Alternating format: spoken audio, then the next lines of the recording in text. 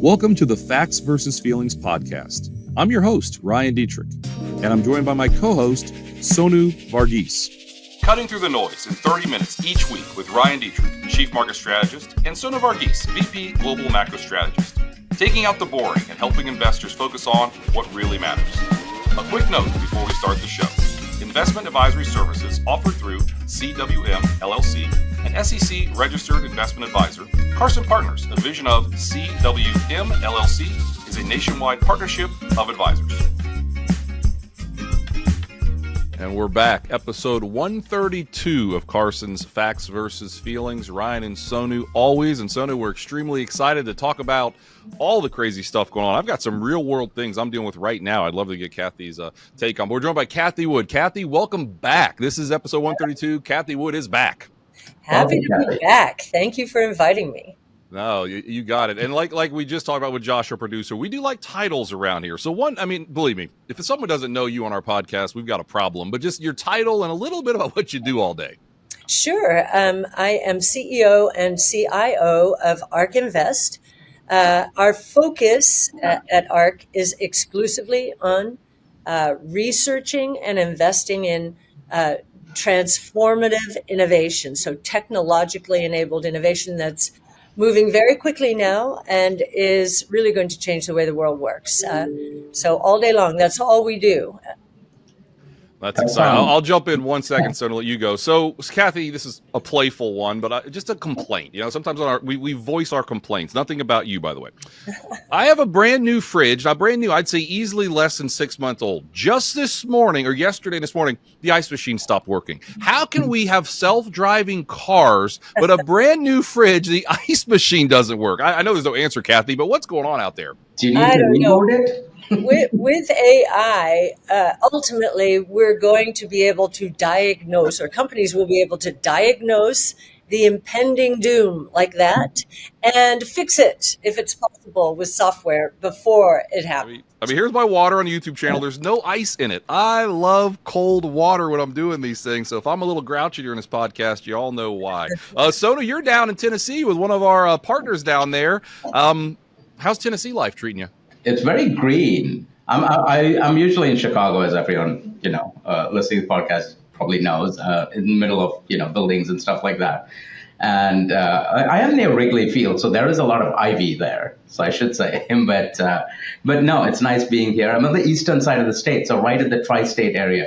Virginia, North Carolina, and Tennessee. So it's nice to be here. It's nice to get out on the road, meet clients, advisors, all of that. So I am doing a market outlook about in an hour and a half from this, and talking to people about markets. And so, Cathie, it is nice to get your take before I go out and do that. Wonderful. I'm happy to share. Well, where do we want to start, Sonu? I mean, let's get into it. Should we start with tariffs? Is that the obvious one, or where do we want to start? Actually, I have one question just to set the table, especially given what, Cathie, you said about the future and all of that, right? And getting to your overall philosophy, because I was talking to one of our advisors this morning, and we were talking. I was really pumped about doing this with you. And one thing you're doing is, and we don't do, Ryan and I don't do this. We manage portfolios, but we're looking at asset allocation. We're not picking stocks, right? And I feel like that is an extremely hard thing to do. Not that anything is easy in this business, but and the companies you look at, these are what traditionalists would call overvalued stocks, or growth stocks, right? With traditional metrics. But I feel like what you do is, yes, maybe it's overvalued if you think about the next 6 months or 1 month or 1 year, but you're looking well into the future, right? For example, if you looked at Amazon in 1999, yes, it is overvalued, but if you thought about with a crystal ball, if you had 20 years of earnings for Amazon, be like, no, it's really undervalued, or Google, or whatever it is. And by the way, these are not recommendations, right? So, Cathie, just talk about that, how you think about, the future and how to find companies that are, in your, work, undervalued right now. Yes, okay. It's a great question and a timely question, because we, as you said, Sonu, our portfolios typically sell at a premium to the market. Why? Because our companies are sacrificing short-term profitability investing aggressively now in order to capitalize on what we believe are going to be massive opportunities. So valuation, let's just talk about the way we look at valuation. We make the assumption that whatever premium our companies are selling at now, in terms of the stock market, that will disappear over the next 5 years, that we are going to face a valuation headwind over the next 5 years. And our analysts have to believe that a combination of revenue growth and margin expansion is going to overwhelm that valuation compression to deliver a minimum of 15% at a compound annual rate over the next 5 years. Now, what's interesting about valuation today, we've worked with S&P to develop a metric that seems more fair to us in a sense, in that we know that our companies are investing aggressively in R&D, much more as a percent of revenue than most other companies. We also know that stock-based compensation is extremely important to our companies, heads down, innovating as fast as they can. So we've adjusted for those two things, enterprise value to EBITDA. That's our chosen metric. And we've done this for both the S&P and for our flagship, ARKK.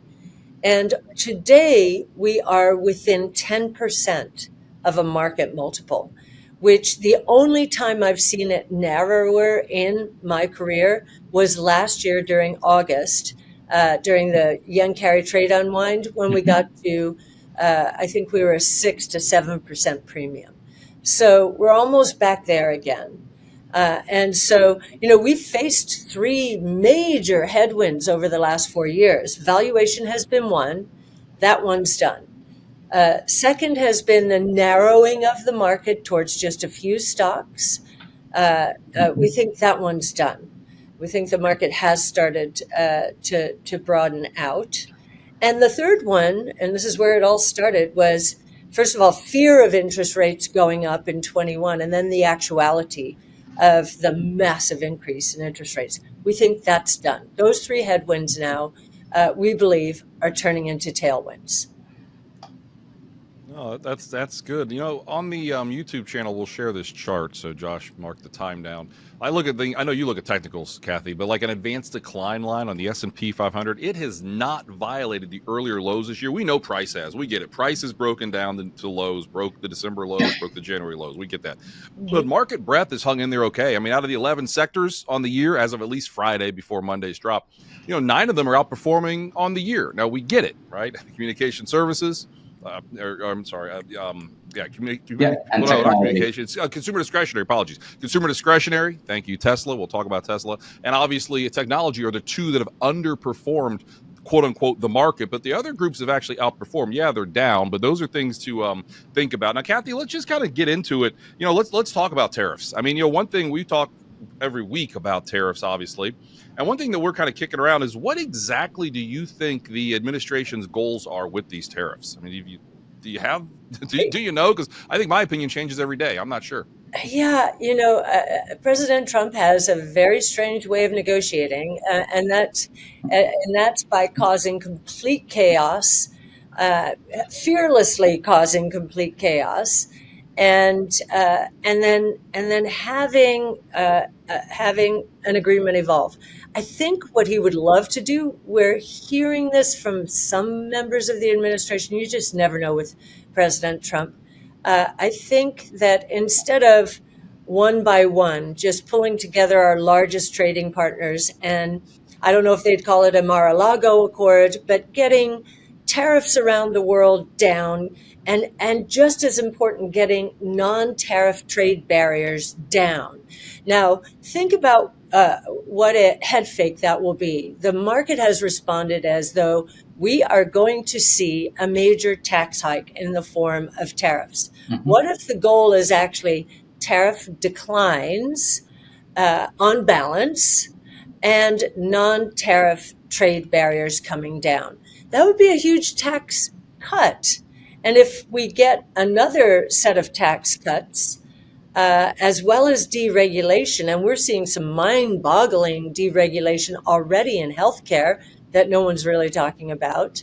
So you've got deregulation, tax cuts, and lower interest rates, which we also think are going to happen. This head fake could turn around pretty quickly. We do need to get some agreements here, though, and we need to get a little more certainty than is in the market right now. On that, especially to the point of if the goal is, let's say, more fair trade and more liberalization and more globalization of trade, does that mean manufacturing does not come back? Because one goal, ostensible goal, especially when Vice President Vance talks about this stuff, is like we need to reshore manufacturing, right? But if the goal is more liberalization, but let's say fairer trade. I mean, I don't know, fair trade may be too much pie in the sky, but fairer trade than we had before. Do you think manufacturing will come back? And should it come back? I know you invest in companies that actually make stuff. It's not just service companies, right? Should it come back? What may come back? And even if it comes back, does that mean people here will get jobs, or is it just going to be AI and robotics? There you go. So I think this question started during COVID. That's where we understood our vulnerabilities. And sure, this trade discussion has intensified that talk. But the real problem is supply chains had become too much just in time and had moved so far away from our shores that we really were at a big disadvantage. And so I think from that, so that was in the last administration that these efforts began, and now they're intensifying. So the question is, will this create jobs? We think that what is going to happen in the United States today is what China enjoyed in the last 25 years as it entered the World Trade Organization. In the early days of the World Trade Organization, China didn't have landlines throughout the country.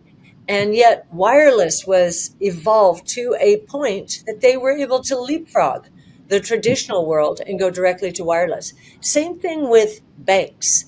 They didn't have a branch banking system throughout the country the way the developed world did. They skipped that and went directly to digital wallets, bank branches in our pockets. So again, that put them at a competitive advantage from a cost point of view. I think that what is going to happen to the United States is, 25 years after our manufacturing has truly been hollowed out, and as we did move manufacturing to much lower cost regions of the world, it is going to come back, but it will not create the jobs that directly that many people expect, because the U.S. now is going to leapfrog China and other places that had enjoyed low-cost labor and did not automate that much. And we are going to bring back manufacturing jobs with automation. Humanoid robots, we think, is a huge breakthrough here. AI, the big enabler. So, but if that manufacturing does come back, it's going to come back to geographies that are going to have to support it. That's where the job creation will be. So yes, indirectly there will be job creation, maybe not directly in the manufacturing plant, although the jobs that are in manufacturing will be very high value add, very productive jobs, and therefore very high paying.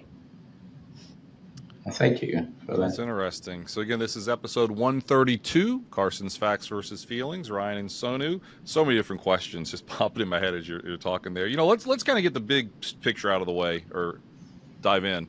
A recession. I mean, we were at the start of the year, Sonu, maybe a 1 in 6 chance of a recession, call that 15%, which is about your average year. We didn't see one. Clearly, that's higher now, at least in our opinion. Cathie, what are your odds of a recession, if you have that, or is it higher? And how does that change how you invest, right? The things you invest at ARK, if we potentially, we know we have a slowdown a little bit here. How do you look at it from that point of view?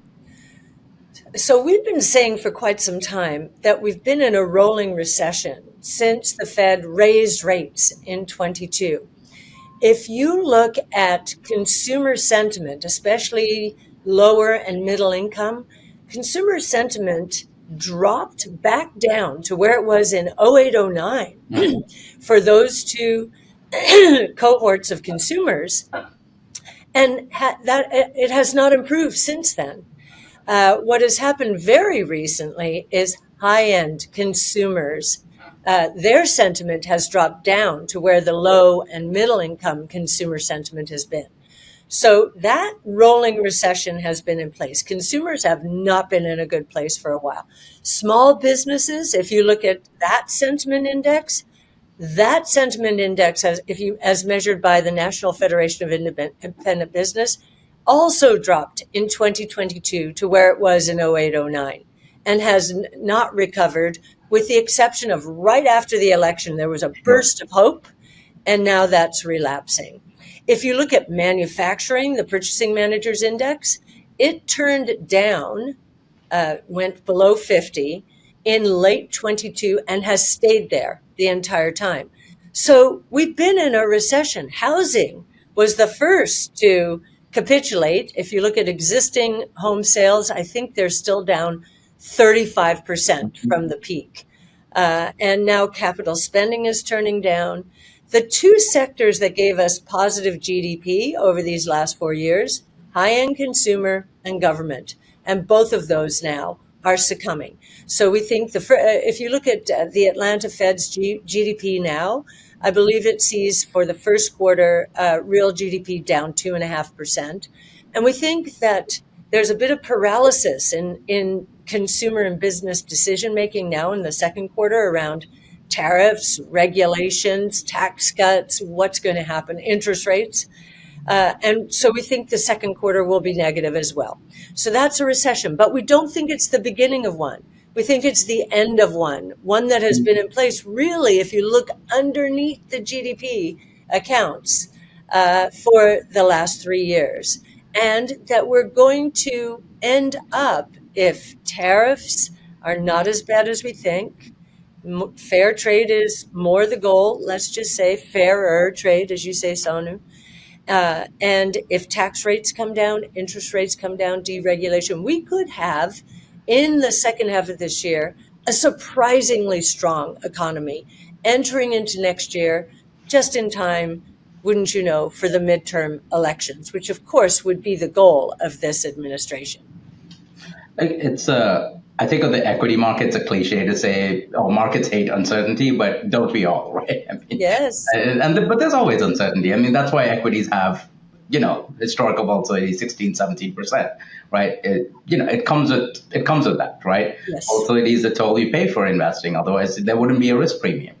But businesses also, more practically, they don't like uncertainty. There's always uncertainty, sure, when you're doing business planning.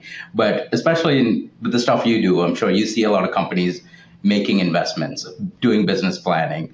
And I imagine now, to your point, there's been some sort of paralysis, right, as to what will the future look like. So to that end, since you all, are in the business of figuring out what that future will be, when do you think businesses will get to the other side of this and say, okay, now we know that there is, let's say, a new normal.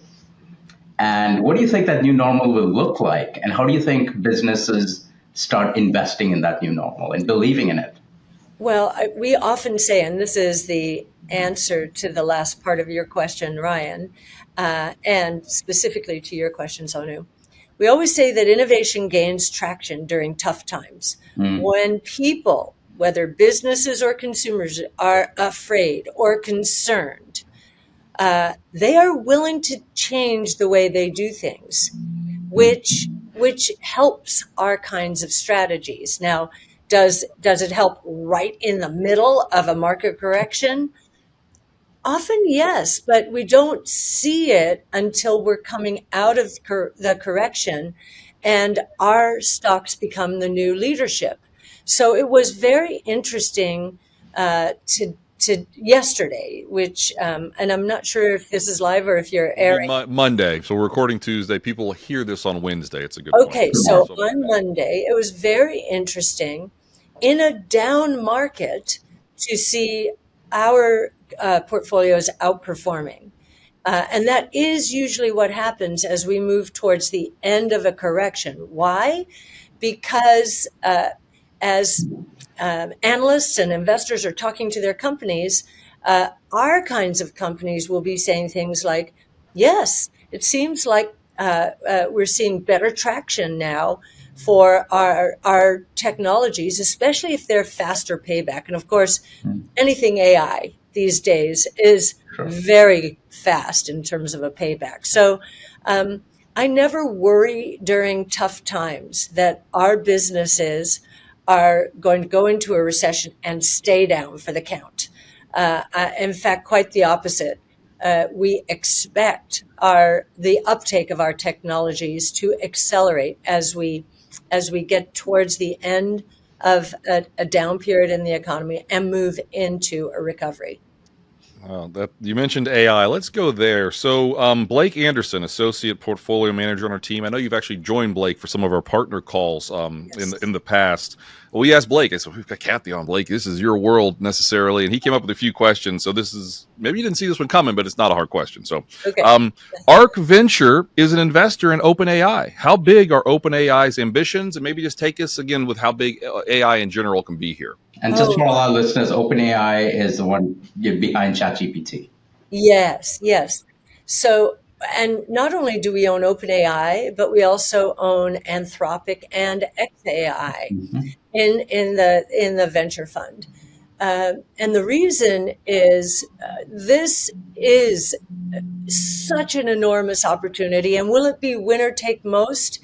Yes, but in different categories. Even today, different large language models are better at some things than others. Claude, for example, much better at coding and translating code than the others. So we've been tracking both closed source models. So those three at the moment are closed source, although xAI, which is Elon's company, says that it will be open sourcing when it gets to a new generation. It will let the older generations go open source. And we think that's really important here because China is open source, much more than we appreciated. When we learned more about DeepSeek, we learned, oh, wow, what they did is they took one of the American models, it's clear, and they diffused it. It's called diffusion. And then they built an open source offering, and developers from all around the world can contribute to it, which is very interesting. And that's how technologies evolve faster than otherwise would be the case. So, we really think that the Chinese competition is going to be good for our companies and will help move them faster than otherwise would have been the case. We have sized this market, and we think that it's going to be much bigger than most investors and research teams out there think. And that's because AI is the biggest catalyst to to every sector and company, but to all of the other innovation platforms around which we've centered our research and investing. It's catalyzing robotics and blockchain technology. We're seeing agentic AI, personal agents, and accelerating the move towards smart contracts and automatic settlement of transactions and trades and so forth out there. In the multiomic space, which is what we used to call the genomic revolution, we call it multiomics because it's not just DNA, it's RNA, it's proteins, it's methylation, epigenetics. It's complicated, right? Those are words we've never used on this podcast. Well, we talk about the yield curve a lot. There you go. And we can talk about that too. It's very interesting. But without AI, we will not be able to identify mutations in our multiomes. And because there are 6 billion bits of code, just DNA, in our genomes, and then there are hundreds of thousands of proteins, and there are 37 trillion cells. And now we have something called single cell sequencing. If we did not have AI, we would not be able to surface what's going wrong in our genomes. And we believe with AI, we'll be able to diagnose cancer in stage 1 or before stage 1. We'll be able to shorten the timeline between research and drugs on the market by up to 50%. And we'll be able to cure disease thanks to CRISPR gene editing converging with sequencing and artificial intelligence. So AI is going to be a part of every other technology revolution out there, and cannot be underestimated. So when we see OpenAI expecting, it started $20 a month, and consumers are freely paying that. What's so interesting, we had a conversation with Baidu in China. It has a large language model called Ernie. And Robin Lee, the CEO, said to us, I don't understand why Americans are willing to pay for this sort of thing, $20 a month. And now we're finding that businesses are willing to pay $200 a month. And soon we believe for the equivalent expertise of a PhD, companies will be willing to pay $2,000 a month, right? $24,000 a year for the equivalent of a PhD that otherwise might cost, up to $1 million. Sonu knows where I'm going with this. Do we need Sonu anymore? He's a PhD. Well, I think in your business, what's vitally important, more important than what I just said, is your relationship with your clients, understanding who they are, what their needs are, what their emotional states are, that the AIs are not able to do. Right. They'll fake it, but they are not really able to do it. So I actually think if you are introducing your clients to new kinds of strategies and making sure that they keep up with innovation in terms of their investment strategies, they will definitely want to keep you around, especially now. Consider the source, especially if we're right and innovation is going to get all kinds of respect in the next few years from an equity valuation point of view. Speaking of innovation, and on that point, like everything we're talking about is obviously the private sector, right? Now, historically, a lot of innovation has come from public-private partnership. I mean, everyone talks about industrial policy, and I kind of smile when I think about that, because ever since World War II, and maybe even before that, with the Manhattan Project, it was a lot of innovation has come from that public-private partnership and defense industrial policy in the United States, including the internet, right? So much of it, whether microwaves and all of this stuff, right, has come from DARPA. And I should say, speaking of my own engineering, my PhD is in engineering, and my research is funded by the federal government. So what is the role here of the federal government in general, in fostering innovation and pushing the boundaries of whether it's research in all these biological developments, AI, all of it? I think the role of the government, there are two. One, get out of the way in terms of regulation. If you look at our research on nuclear, you'll see that when government got into the regulation game in the 70s, the costs of nuclear construction exploded. Right. If that had not happened, electricity costs powered by nuclear today would be 10% of what they are, according to our research. So get out of the way. And we are seeing this administration prioritizing deregulation. We think that's hugely important. When it comes to innovation itself, there's been an important flip, Sonu, from the time when you did your PhD. In in the early days, post World War II, and I know you're well after that, but post World War II, right? The defense industrial policy. Yes, it was defense companies that created Silicon Valley. Mm-hmm. You know, they pushed and subsidized companies to enter these new spaces. That's what used to happen. But what is happening now, and you can see the flip in NASA, SpaceX is driving NASA, not the other way around. And what we're seeing, and we've talked to Governor DeSantis in Florida about this, he wants to attract more of the startup community from California to Florida, where a lot of space technology is, where a lot of defense is. We're in St. Petersburg, Florida, which is the home of SOCOM, Special Operations.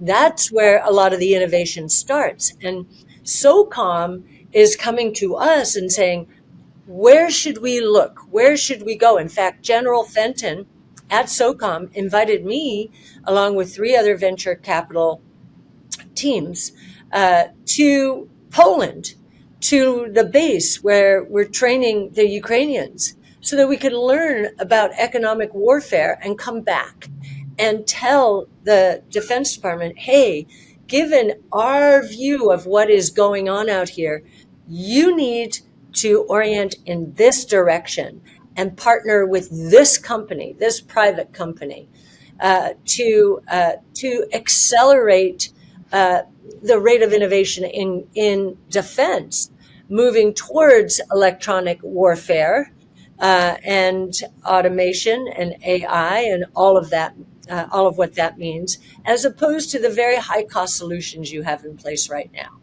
Sure. So we think it's very important. Go ahead, Ryan.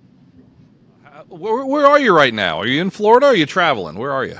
Yes, I'm unfortunately traveling. One of my cousins passed away, like suddenly, shockingly, so I'm in Boston.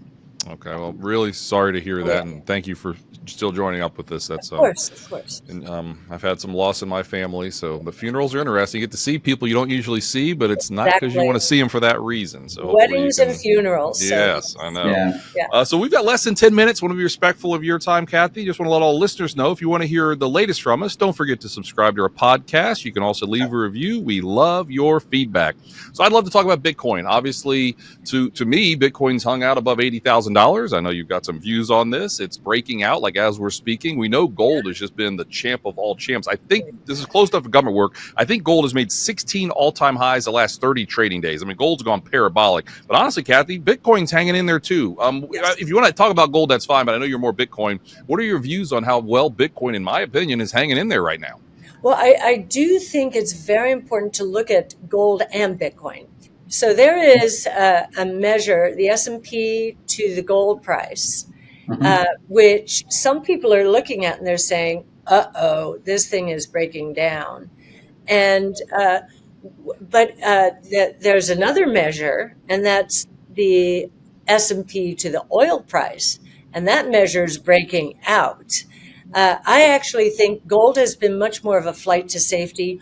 Oil is giving us a better sense of direction here in terms of, talk about a massive tax cut. The oil price coming down as much as it has is probably going to offset a lot of pain out there in a way that many people are not appreciating yet.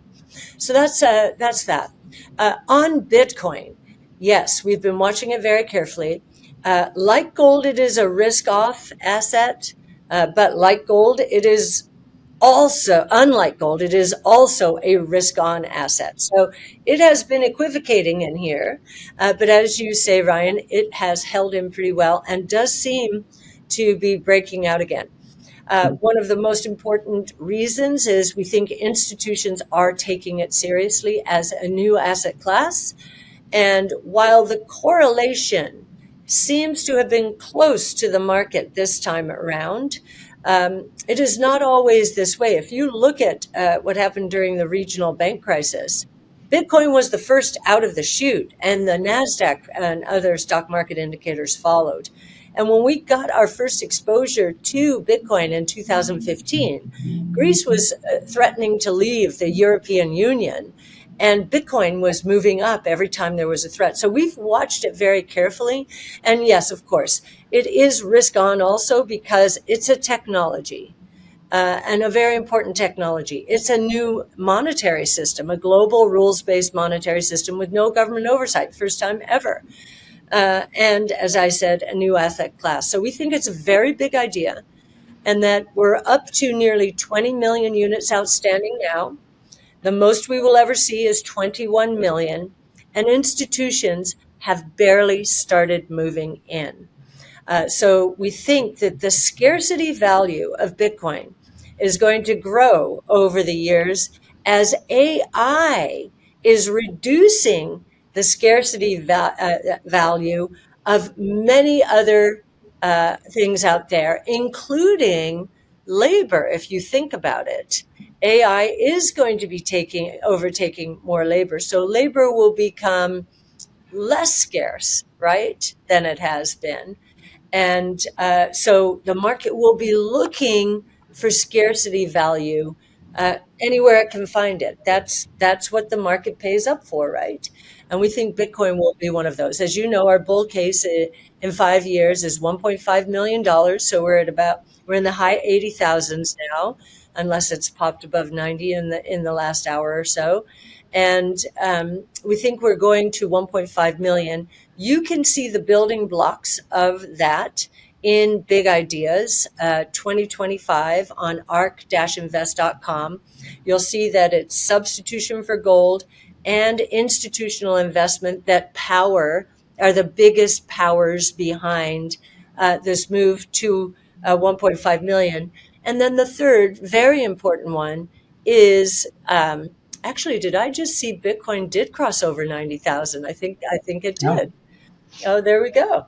So the third is emerging markets. Wow, 91.5. Yeah, it sure did. We should keep talking, apparently. Yeah, let's keep talking.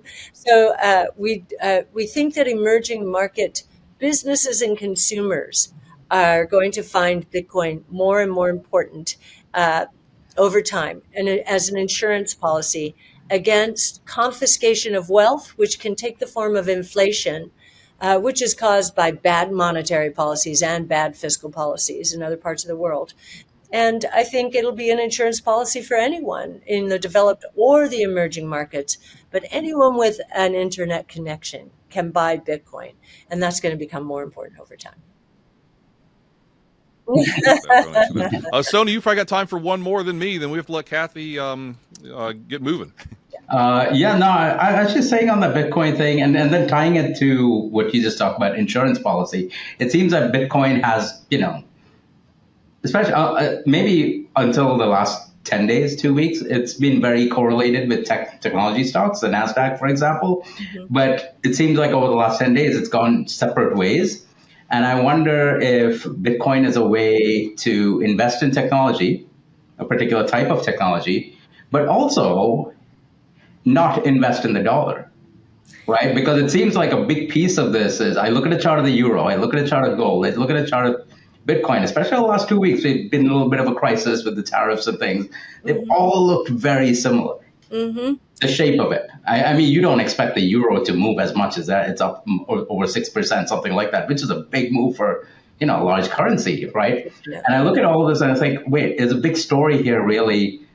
People are selling America. People are selling the dollar in a way. And I wonder if Bitcoin's a way to invest in technology, not the NASDAQ, but sort of edge against the dollar, edge against the loss of whatever institution, an insurance policy, if you may, like you said. Absolutely, it is.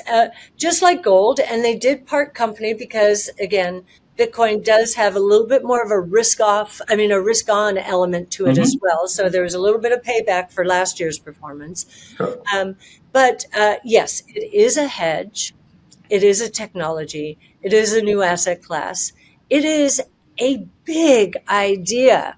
And so, yes, now I am going to differ with what I believe is a consensus view evolving, and that is that the dollar is going to go down. If we're right and deregulation, tax cuts occur here in the United States, as well as broader based tax cuts in the form of tariffs coming down everywhere, favoring the U.S., because if you'll notice, there has been unfair treatment, particularly with non-tariff trade barriers, then the rate of return on invested capital in the United States should increase relative to that abroad, and that should be dollar positive.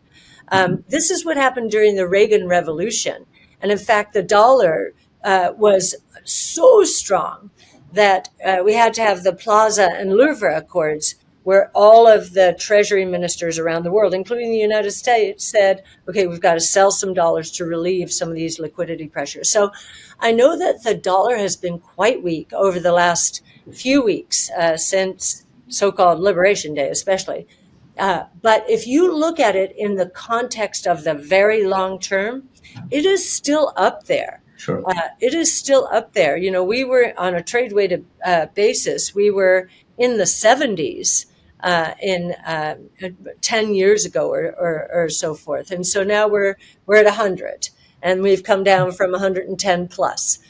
So in the context of history, it is not that weak in an absolute sense.